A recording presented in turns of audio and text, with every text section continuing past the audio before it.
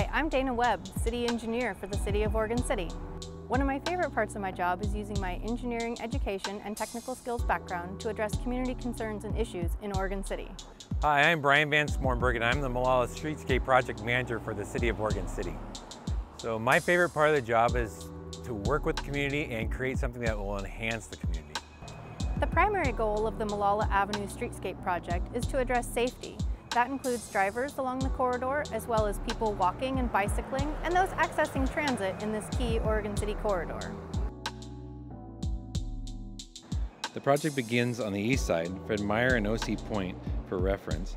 In 2021, the project transitions to the west, where Burgerville and Joanne Fabrics are. This map shows the targeted improvements of the project. In the area highlighted in purple, we will be reallocating one of the southbound lanes to an additional left turn lane. In the area highlighted in orange, we'll be constructing new 10-foot sidewalks, ADA-compliant curb ramps, street lights, and landscaping on the west side of Molalla Avenue. Additionally, in the orange area, we will be reconstructing the entire road surface and laying new pavement.